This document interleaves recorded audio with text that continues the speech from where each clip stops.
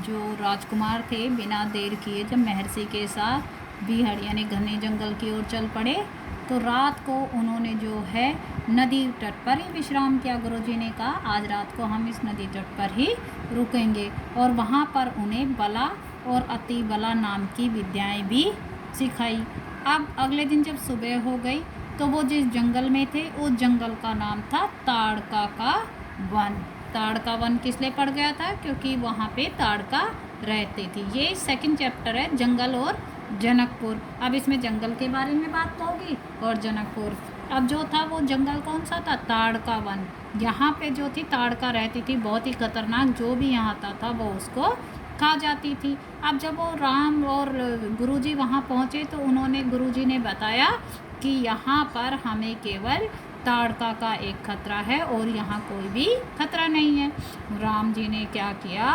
उस ताड़का को अपने धनुष से मार दिया, उसके हृदय में तीर पार कर दिया और अब ताड़का की मृत्यु हो गई। अब ताड़का की मृत्यु के बाद क्या हुआ? उसका जो डर था जंगल से हमेशा के लिए खत्म हो गया। अब जो ऋषि विश्वामित्र थे अब वो अपने आश्रम में पहुँचे और आश्रम में जो था अनुष्ठान की तैयारी हो रही थी। अब ऋषि जी ने जो है आश्रम की सारी जिम्मेदारी किसको सौंप दी? राम लक्ष्मण को सौंप दी। अनुष्ठान था 5 दिनों का था। इन 5 दिनों में जो राम लक्ष्मण थे बिल्कुल भी नहीं सोए। वे हमेशा क्या करते थे? यज्ञ की रक्षा करते रहते थे और तीर धनुष के साथ तैनात रहते थे। अब 4 दिन तो जो था यज्ञ शांतिपूर्वक होता रहा। अब यज्ञ का जो आखिरी दिन था आश्रम में तहलका मच गया। पता चला मारीच और सुबाहु नामक जो थे राक्षसों ने आश्रम पर हमला कर दिया है।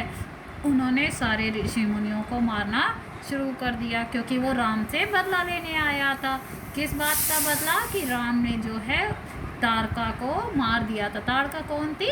मारीच की माँ थी, इसलिए उसने राम से बदला लेने की सोची।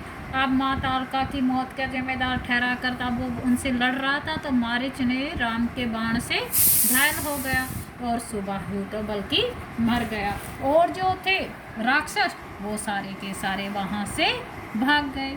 अब महर्षि विश्वामित्र का अनुष्ठान शांति से संपूर्ण हो गया।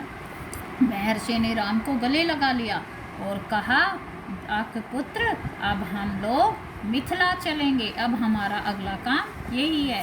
महाराज जनक के यहाँ विधिराज के दरबार में महाराज के पास एक बहुत ही अद्भुत शिव धनुष है, उसे तुम भी देख लेना। ये बात सुनकर राम और लक्ष्मण उत्साहित हो गए और मिथिला जाने की तैयारी करने लगे।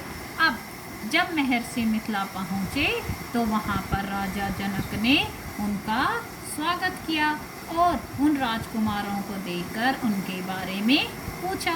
महर्षि ने बताया महाराज ये दशरथ के पुत्र हैं और तो जो थे जनक जी ने उन सब के रुकने और ठहरने की क्या की व्यवस्था कर दी।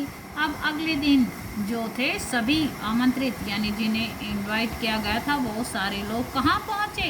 यज्ञशाला में पहुँच